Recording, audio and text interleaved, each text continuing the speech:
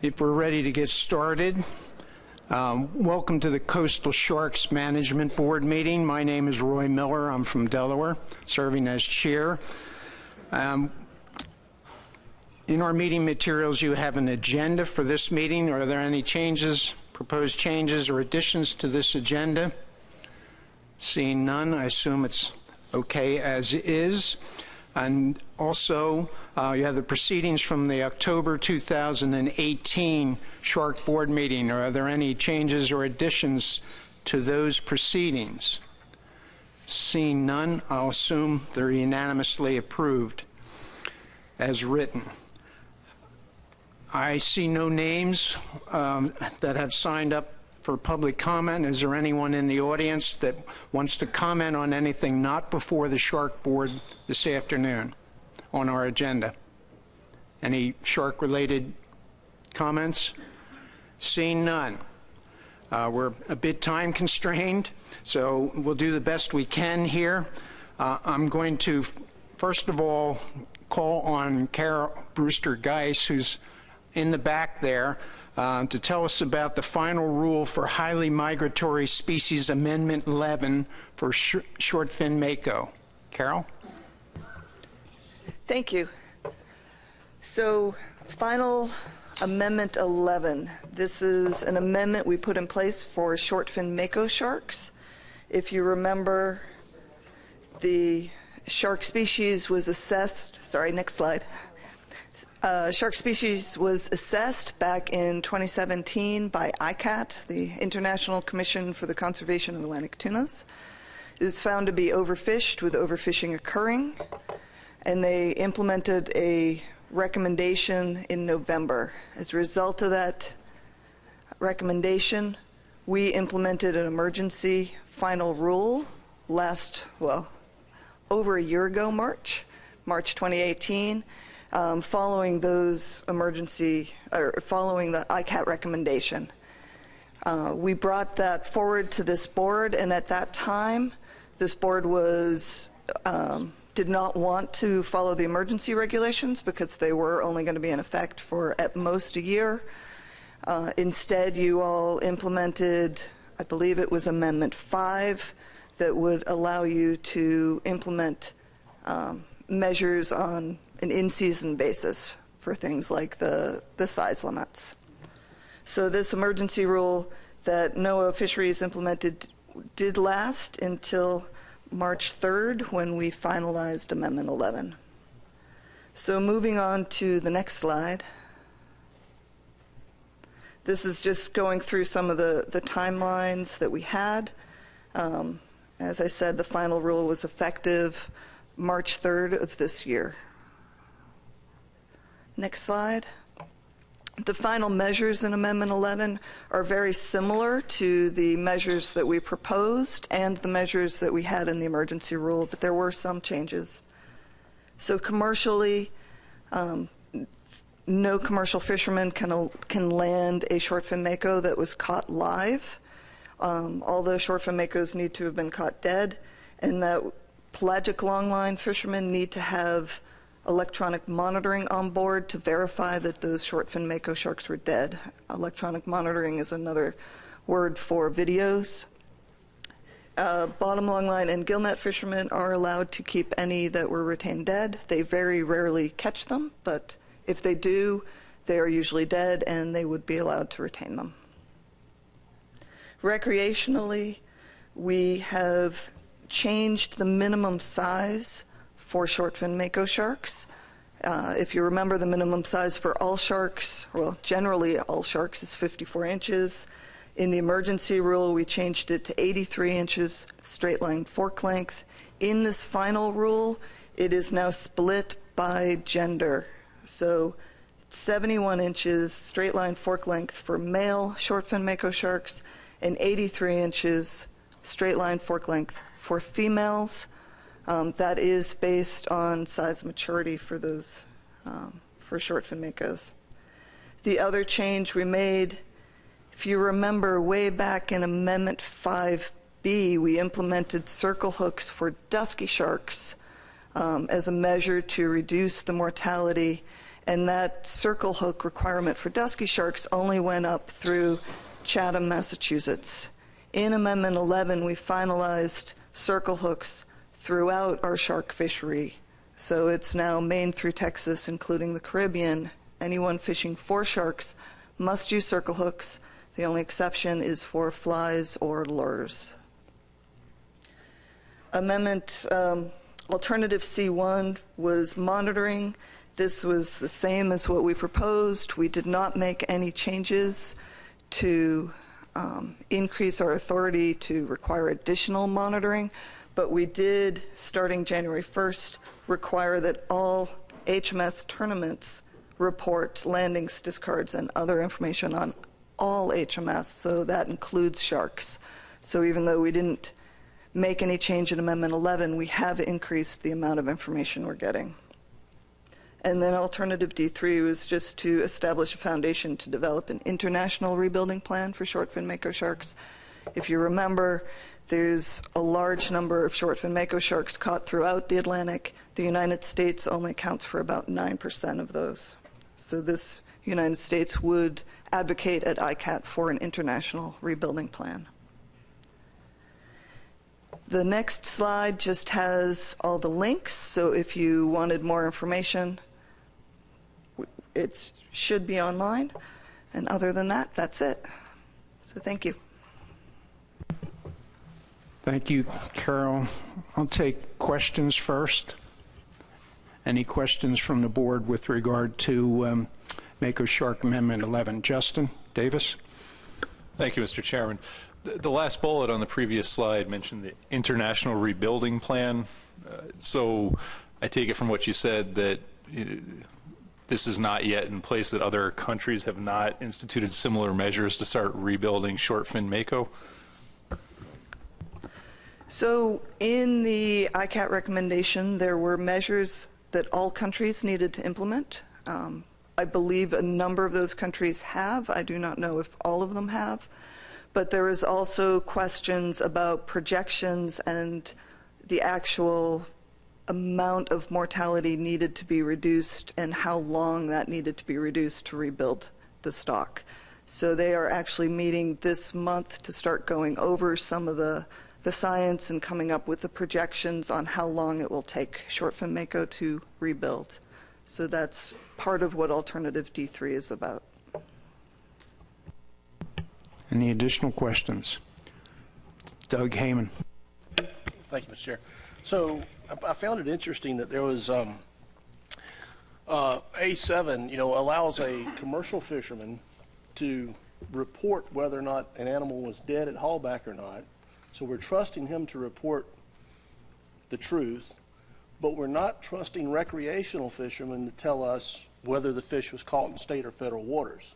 One guy's got a vested commercial interest and the other guy's a recreational fisherman with no commercial interest. Those two didn't compute to me as for the reason why the state should have complementary regs in state waters. Well, he can't tell us where it came from. So perhaps there was discussion that occurred on that topic that you could fill us in on?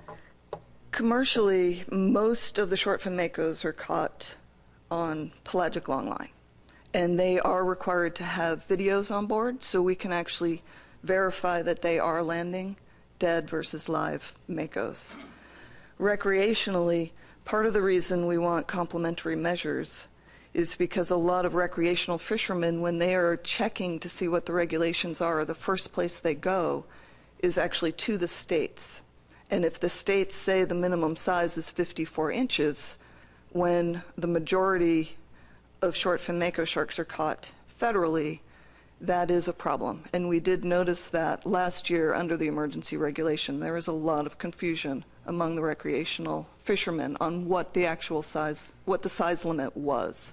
And a lot of fishermen did get caught fishing in federal waters with an undersized Mako because they were unaware they had checked the state apps or website. Do you actually verify with the video against commercial haulback? Yes, we have verified, and we've actually had a number of people issued warnings or summary settlements as a result. Any additional questions?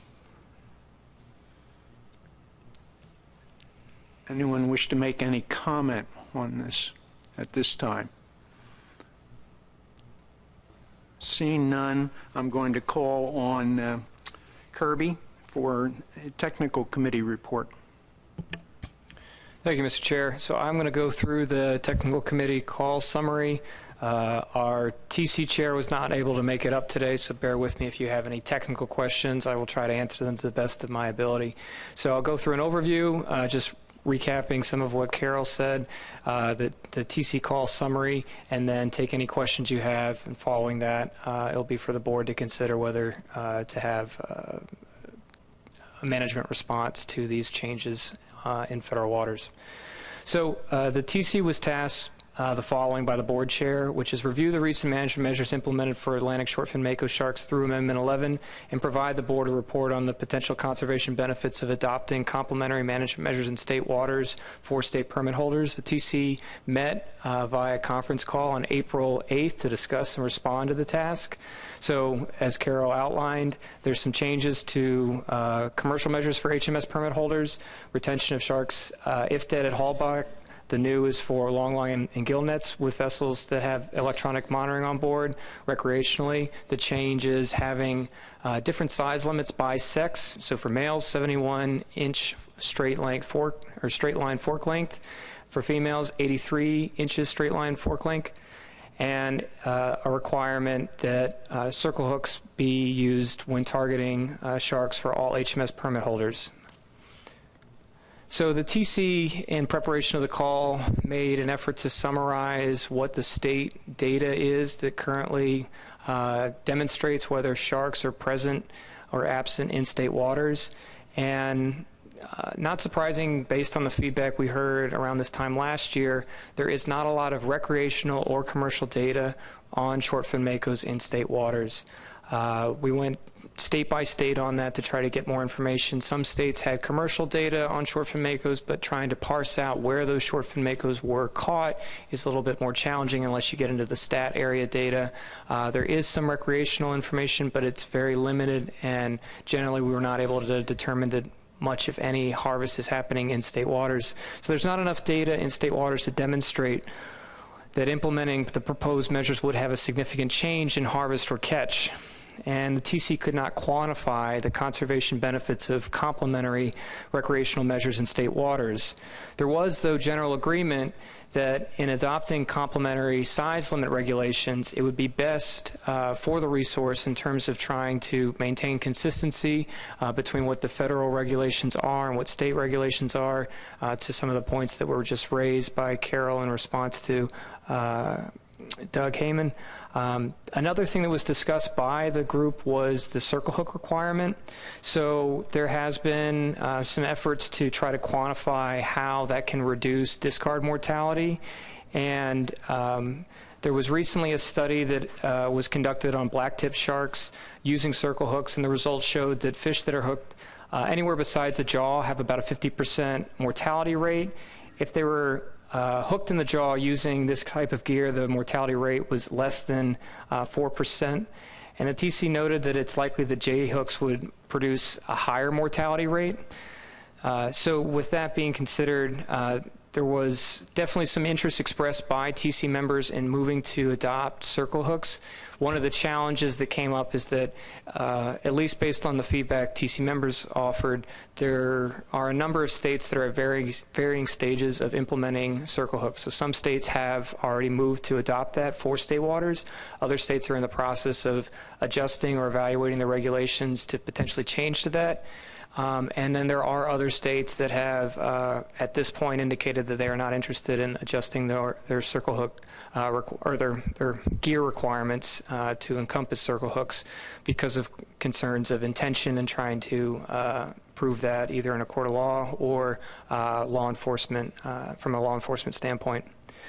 In terms of the commercial measures and considering complementary management measures there, the TC did not have any specific comments on that. Much of the call was focused on these recreational measures where there was sense that complementary measures would be more consistent and very similar and beneficial.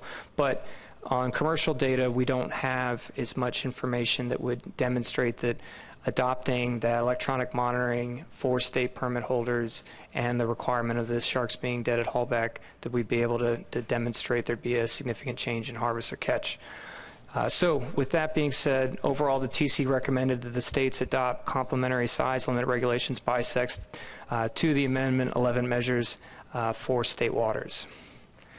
So with that, I'll take any questions regarding the TC call and summary. Thank you.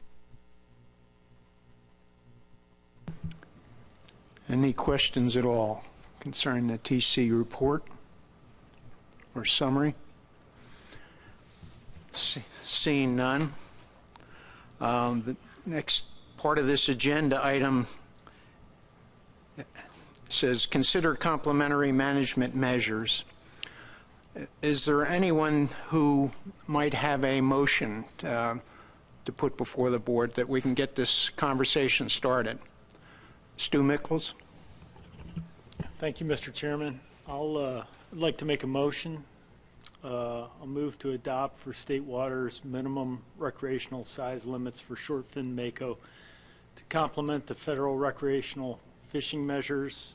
It's a male minimum size limit of 71 inches, fork length, and female minimum size limit of 83 inches fork length. Thank you, Stu. Is there a second to this motion? Ray Kane. Ray, did you have a comment as well? Question, was that 71 or 73 for the males? 71, right, Stu? 71. Thank you. Another hand over here? No?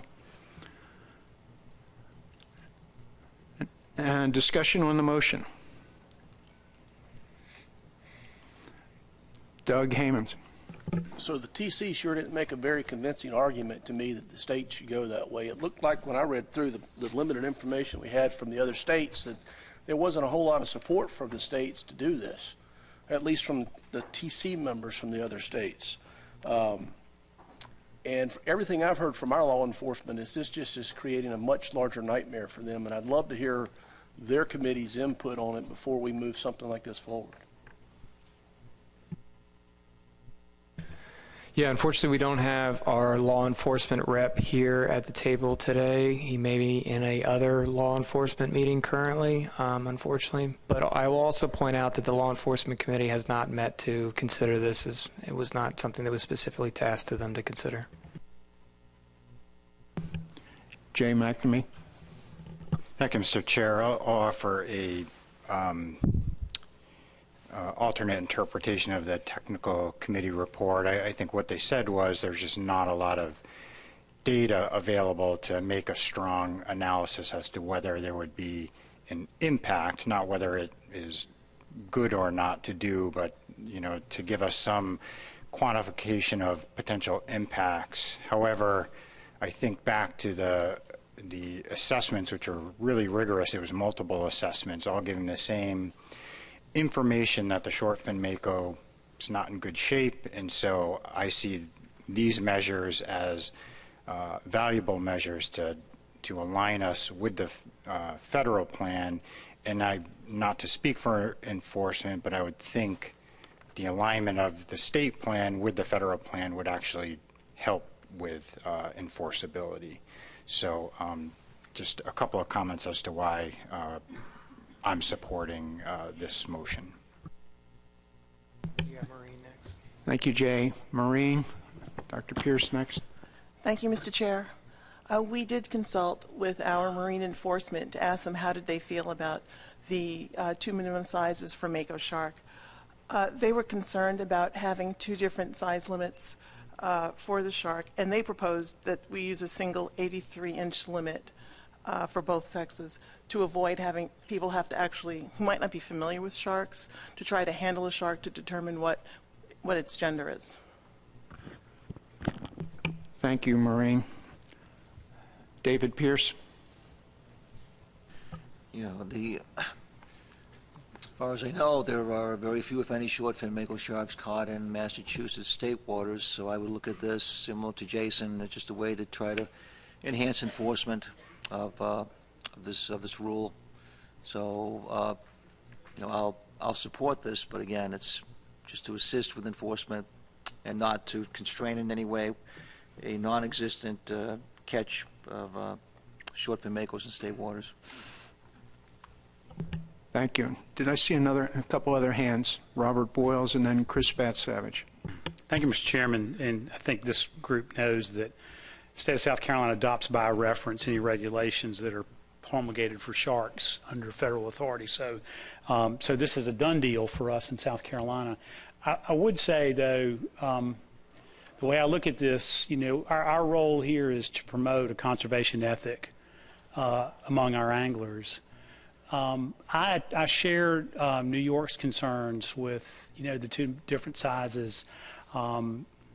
We are seeing some indications of increased novice anglers angling for sharks. We have no evidence of these animals in state waters as well. So I'm just concerned about our credibility. I don't oppose the motion, but I just want to ask ourselves a question. I mean, is this something that is absolutely critical for us to do to promote stewardship conservation of these animals? Thank you. Thank you, Robert. Chris Bat-Savage. Thank you, Mr. Chairman.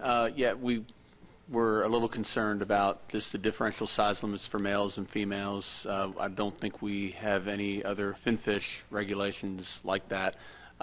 However, I believe NOAA Fisheries has educational information available as far as for the public to identify male and female sharks, and if that's the case, that's something that in our proclamation and any news releases we would link the public to that information just to avoid any confusion. And just in terms of, even though we don't see very rarely see a mako shark in state waters, we do support consistent regulations between federal and state waters. Really just cuts down on any confusion as far as the anglers, and also makes it easier for enforcement to write tickets and have them stick. Thanks. Thank you, Chris. Carol Brewster Geist. Thank you. So, as you all know, with our emergency rule, we went with the one size limit. We felt the same way.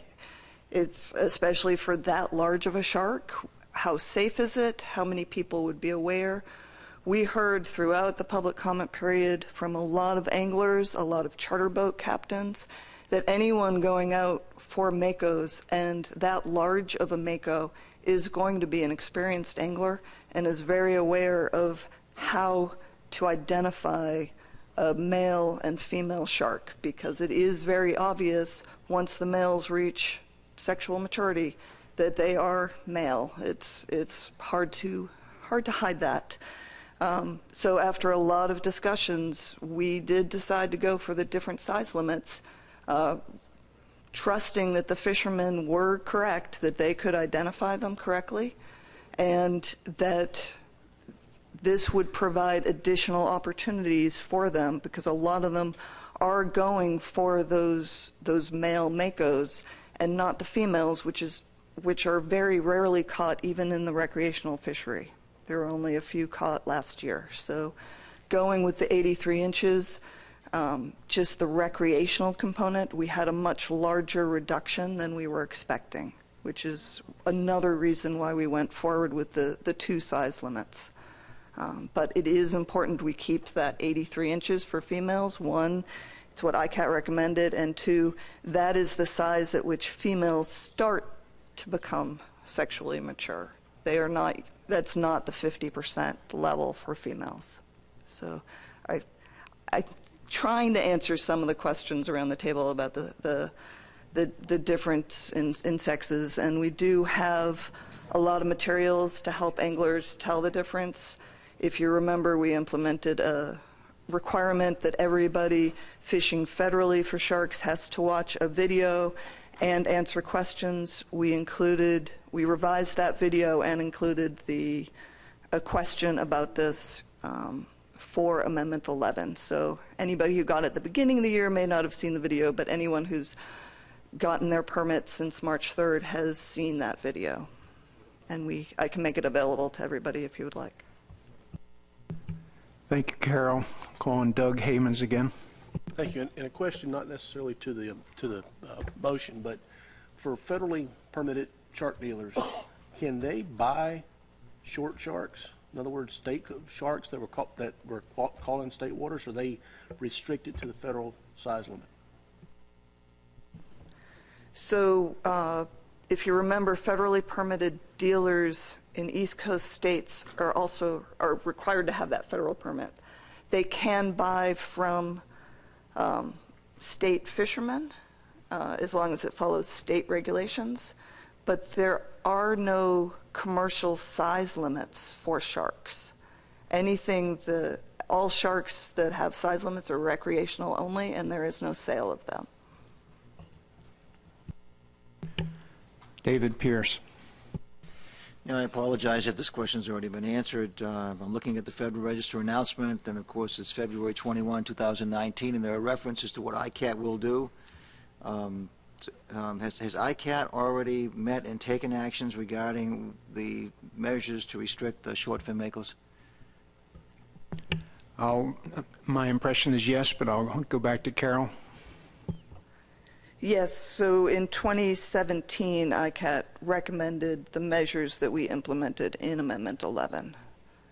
So we followed those. They are meeting again this month to discuss the projections. The reason why I asked the question is on page 5361, it says at the top in the left column that this action establishes the foundation for an international ICAT recommended rebuilding plan, understanding that ICAT intends to adopt such a plan in the future, and that the United States will advocate for its development of that forum. So I'm just trying to get a better understanding what we are doing, what the federal government is doing. That's to provide the motivation for ICAT to take measures similar to what we have, to what the federal government has taken and what we will not be taking now. It talks about future measures, so it sounds like ICAT hasn't really done this yet. But again, I'm just seeking a clarification. Again, I'm going to defer to Carol.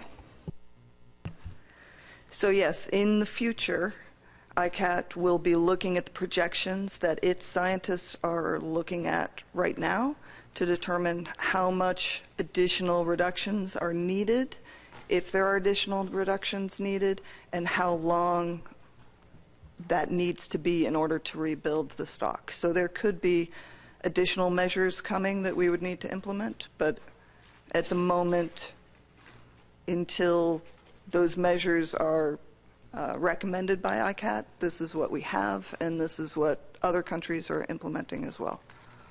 Oh, so, okay, that answers my question. Other countries are implementing these minimum size rules.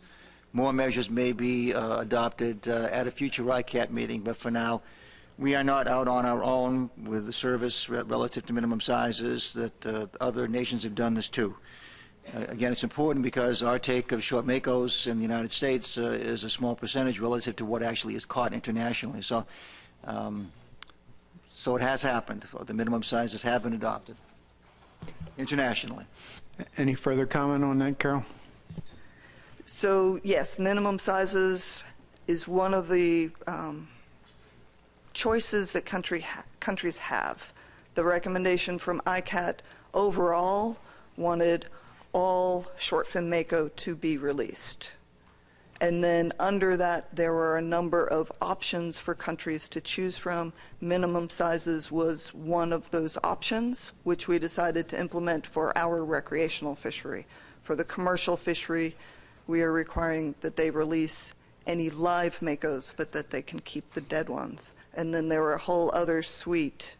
But yes, your general thought is correct. Other countries are implementing similar measures. All right. Justin Davis, did you have one more point? Thank you, Mr. Chair. Do we know the time frame on which ICAT is going to conduct another stock assessment for short fin mako? Again, Carol. So I do not believe they're conducting another stock assessment right now. What they are doing is they are taking the information from all the countries last year and the measures implemented, seeing what the reductions were, and seeing how that affects the stock overall throughout the next couple generations time lengths. And so that's what they're doing right now. They are not redoing the entire assessment. Okay, we've had a fair amount of discussion, some of it directly related to the motion. Are we ready to vote on the motion? All right, all those in favor of the motion, raise your right hand. Just to note that this is final action, so if it's everybody, that's easy. But if it's not, then... Were there any objections to the motion? There is one. So we have to do a roll call? We note who the objection is coming from.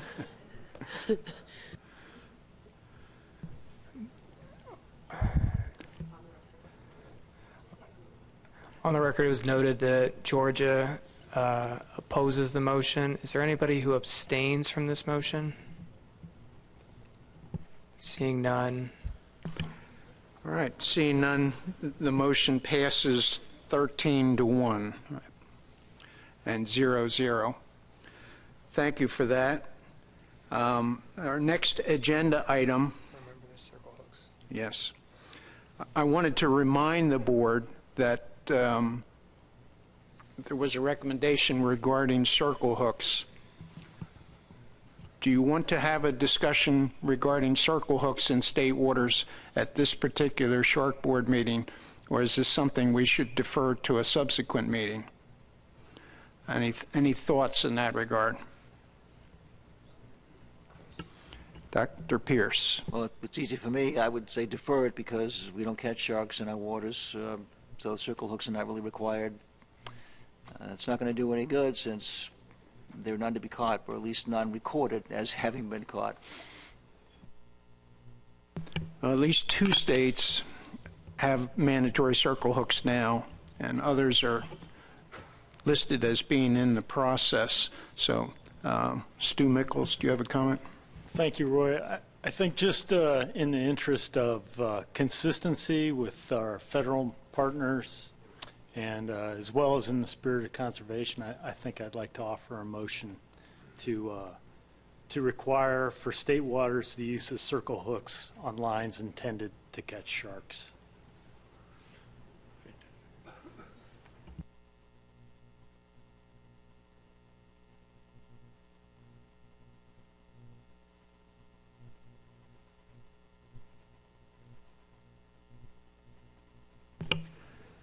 Is there a second to the motion? Maureen Davison? Or are you making a comment, Maureen? It's your second. Thank you.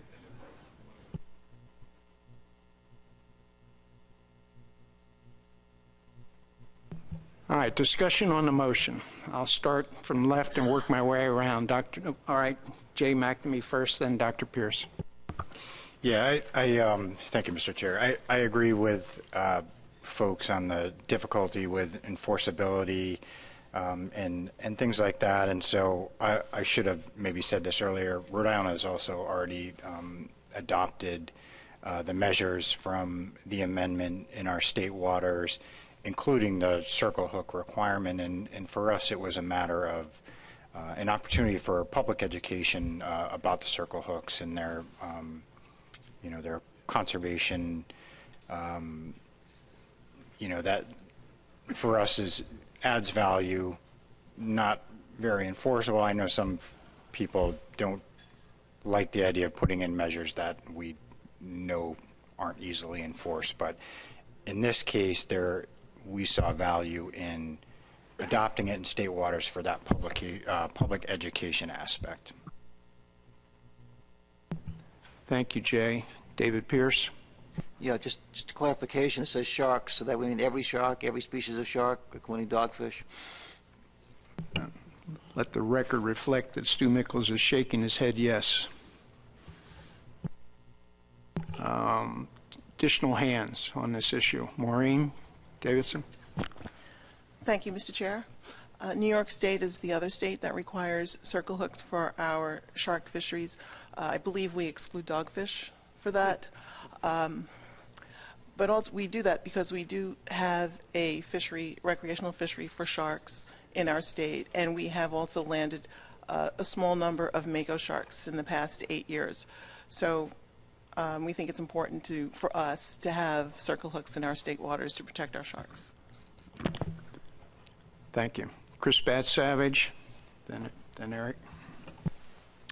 Thank you, Mr. Chairman. I know we've expressed concerns over enforceability of using circle hooks for sharks when I think this came up for dusky sharks, and we still have those concerns. What we do in our shark proclamation is encourage anglers targeting sharks to use non-offset corrodable circle hooks. I can't support this motion at this time. I would really like to hear from the Law Enforcement Committee on ways to make this as feasible as possible in terms of enforceability, and also like to hear from the advisory panel on just how the common practices of using circle hooks in fisheries, recreational fisheries, targeting sharks. I think that would at least give us a better sense of how to move forward with this requirement. Thank you. Since I'm over that side, I'll call on Lewis Gillingham, and I'll get back to you, Eric. Thank you, Chairman. Mr. Chairman.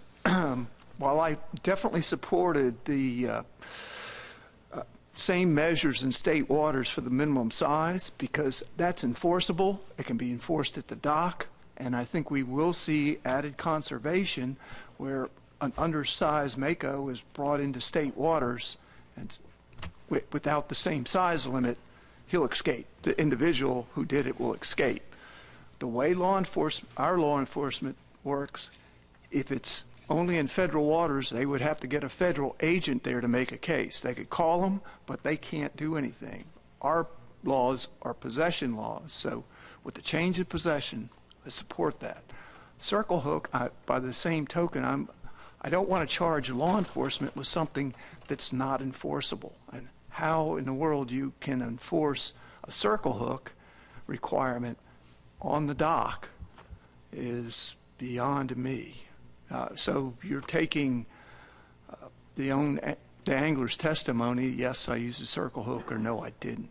So I don't want to do that to law enforcement unless I hear a real good reason why we should do it. I question NOAA's ability to enforcement anywhere except on the water. But we do support the use of circle hooks for sharks, for all shark fishing. And soon we'll include striped bass. But in terms of making it mandatory, that's, I just wouldn't charge, I wouldn't want to be the one that made the vote that now we're going to implement in state waters.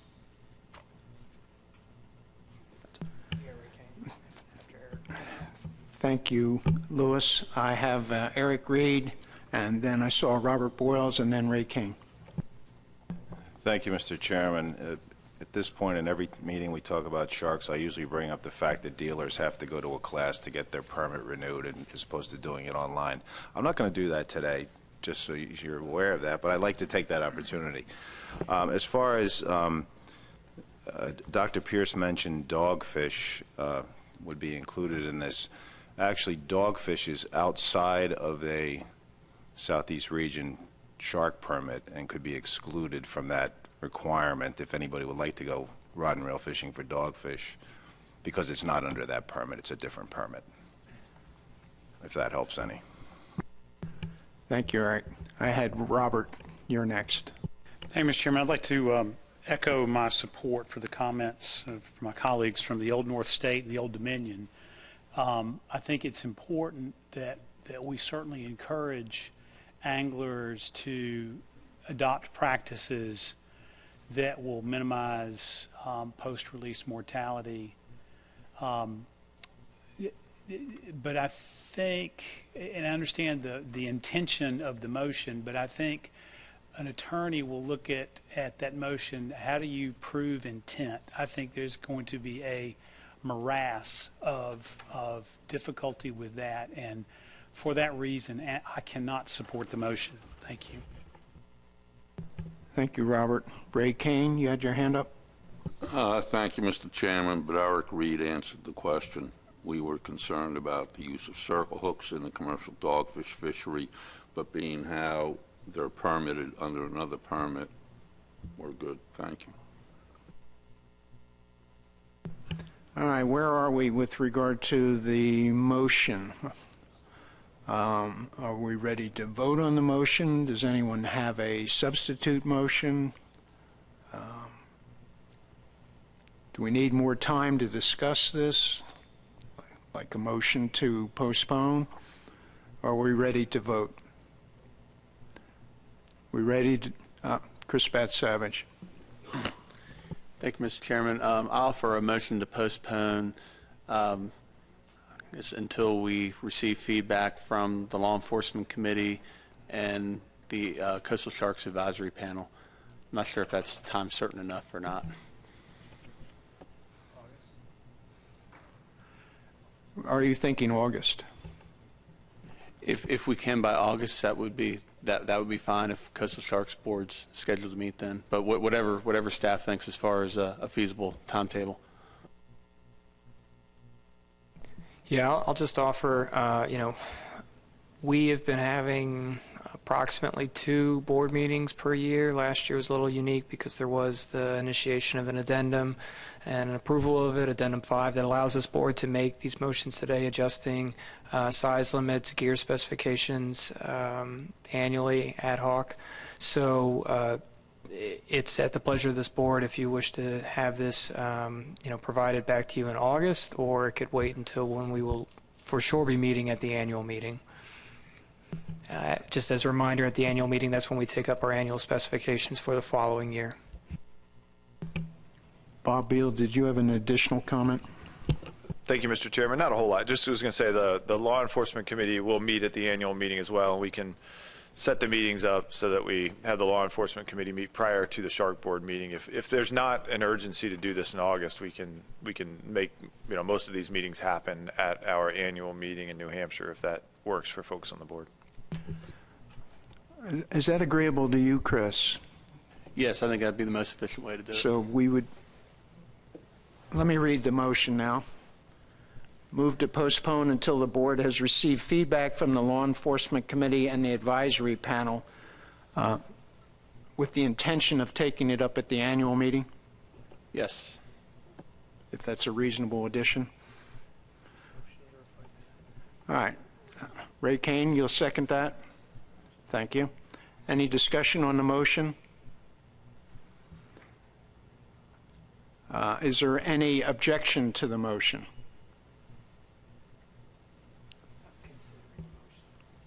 All right.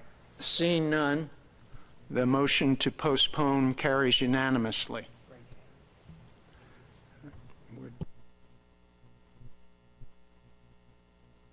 I'm going to call on Kirby for one final agenda item, and that is consideration of the 2018 FMP review and state compliance reports. But first, I'll acknowledge Louis Gillingham. Louis. Thank you again, Mr. Chairman. I've had a question regarding compliance date for the minimum sizes. That wasn't expressly indicated by the motion. So from staff standpoint, because the board can take these motions up as final action on an ad hoc basis, unless specified otherwise, these are effective immediate. So that's the moving forward. If you think that there needs to be more specificity in terms of when the implementation date would be, we would need the board to make that more clear. I would like that clarity. Louis, can I call on you as to when you want it, or I could call on Stu Mickles that had his hand up as well? This is the problem that was raised before when we started bringing this up during the course of the year. Some states can only do this when their legislature meets. Some states, we like to have a 90-day period. That gives us time to get the information out to the public, gives us time to go through our advisory board meetings, advertise for public hearing through our commission, and then the following month hold the commission meeting. So I would say whatever the date is, it should be such a date that all states are able to comply with that implementation date. Sounding like August 1st would be agreeable to you, Louis? That would work for us, but again, if that works for other states, but I see one or two heads shaking. I'll call on Stu Mickles. Yeah, that's a pretty quick turnaround for us.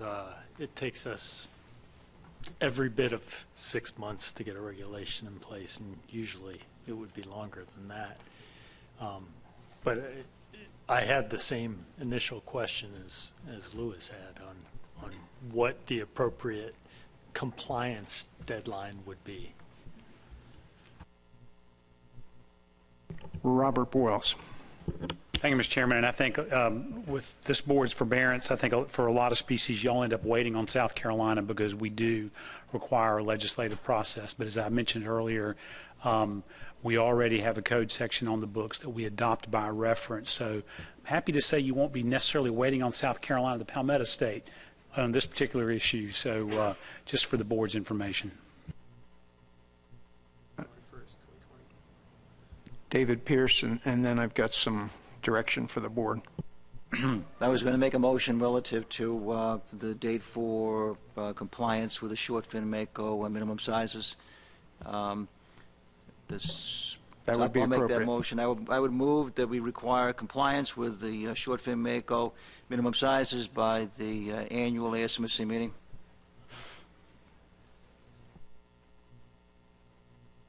Is there a second to that motion? The motion reads, move to require compliance with the short fin mako minimum sizes by the annual meeting. Motion is made by Dr. Pierce, a second by anyone? Justin Davis. Any discussion on the motion? Did you have your hand up, Mike Luisi? Thank you, Mr. Chairman. I'm not going to oppose the motion. I look around to the board and ask for some leniency in getting these regulations implemented. I believe right now, without having anything here to ask my staff, I think we have actions happening in our shark package right now, which means it has to close before we can start before we start considering new regulations. So I do not have a timeline in my mind when we would get this done. Our intention would be to start as soon as possible and move forward to implementing the regulations that are asked. But just as long as the board can be a little forgiving and lenient in its application of a non-compliance finding on this, it would be helpful. Thanks. Thank you, Mike. Can we be forgiving, board? Any further comments on the motion? Carol. So just a note that most of the short fin makos are going to be caught in tournaments that are happening now. So if the board votes to delay implementation of the minimum sizes even until August, but October, it's effectively not going to be in place until this time next year. So that is of consideration. We had a lot of confusion last summer, and if we are delaying it again, then there will be continued confusion among the anglers. Erica. Thank you, Mr. Chair. The Florida Fish and Wildlife Conservation Commission could consider this at the earliest in July, and depending on the procedures that are followed and whether public objects to the proposed rule, it may be delayed until August or later. But in the meantime, we have in our state implemented a requirement for circle hooks in state waters. And on our website, we have a large banner indicating that HMS permit holders must follow the federal regulations in state waters. And we also have a large banner indicating that anyone who fishes for sharks in federal waters must follow the regulations, and we direct them to your website. So that should satisfy some concern about whether a recreational angler can know what the rules are. Thank you, Erica. We have a motion before us did you have a comment, Maureen? Go ahead. Thank you. I realize that there is a range of time frames that it takes for a state to enact regulations controlling MACO minimum lengths. We could probably get it into effect very quickly in New York if we could stress that it's an emergency, but some other states require legislative action. I would ask that the board not make it so tight so that it's by the annual meeting, to give each state time to be able to get this provision in effect. I hate to say it, but maybe the deadline should be spring of 2020. I'll look to the maker of the motion. Do you consider that a friendly amendment? David Pierce. I think that's too long. I think the motion makes sense, and we can be forgiving. Adam Nowalski.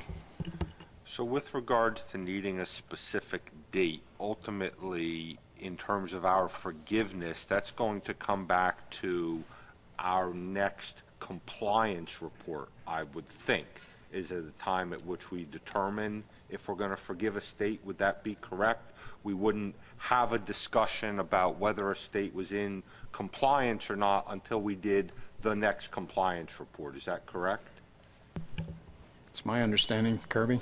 Yes, the compliance report's due July 1st, so that would be on the previous fishing year. So you would be reporting out in terms of your compliance reports for, say, the 2019 fishing season, not until next year. And if it's not being implemented until 2020, then it'd have to be noted in that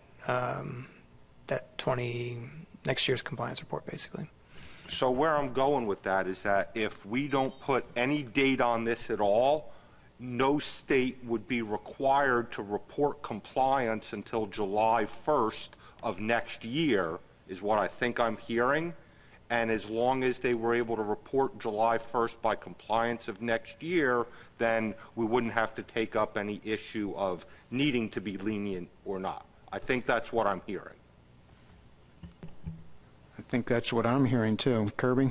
Yeah, I mean, again, it gets back to what this board's preference is. If you guys want to set a hard date that, the states have to have these regulations in place by, say, January 1, 2020, that's your prerogative. But if you'd prefer to allow for it to follow the cycle of the annual compliance report, then that's your prerogative as well. You could choose to set that as your date. Adam? I think given the concerns I've heard around the table, I would just let it go until we get to the next compliance meeting. Let every state go home, do their due diligence, and I think we would be in good shape as a board at that point. That would be my preference moving forward. So I would be in opposition to this motion and just let it go. One follow-up question, Adam. So I think one of the things that may need to be considered is, so we would get compliance reports next July, right? And that would be for the 2019 fishing season. So if we're meeting, let's say, May of next year, what would be our mechanism to verify whether states are on their way to implementing those measures or not?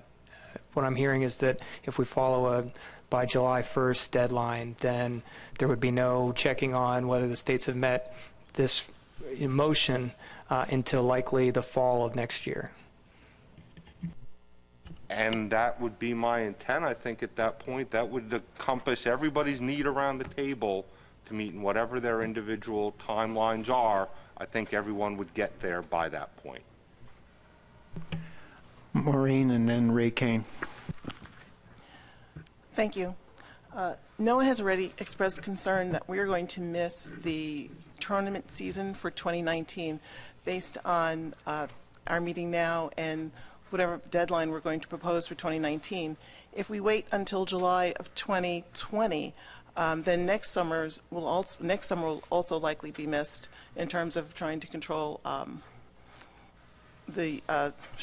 trying to control minimum size for short fin mako. Ray Kane.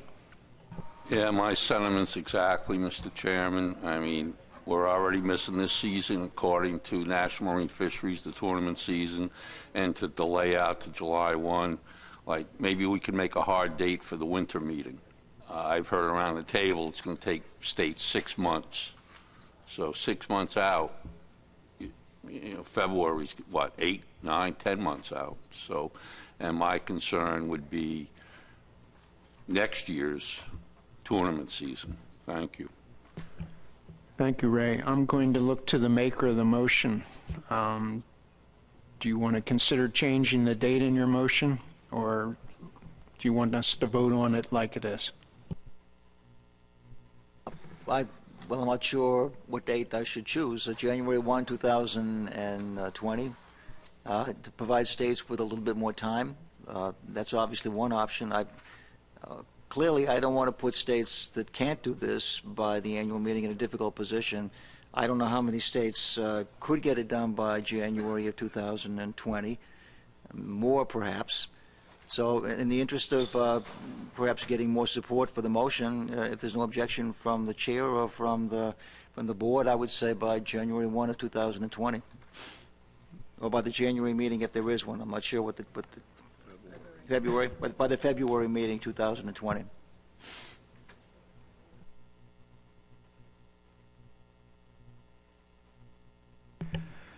How about January 1, since then it would be for the fishing season? That's fine by me. Whatever makes the most sense. So January 1, 2020, yes. Okay. I'll call on the seconder of the motion. Justin Davis, is that okay with you? Justin's indicating yes. So, are we ready to vote on this particular motion? Is there any objection to the motion? One objection. Are there any abstentions? Any null votes? Motion carries. That would be 13-1, 0-0. Thank you. Are we done? We've done everything. The last thing is this, but we're going to jettison it. We're going to remove it because we're running over time, and we'll do it by an email vote. Okay. We have run out of time to consider the the 2018 FMP review and state compliance reports. We'll have to do that by phone or by email. Are there any very pressing business to come before this board? Seeing none, are we in agreement to adjourn? We're unanimous on that. Thank you.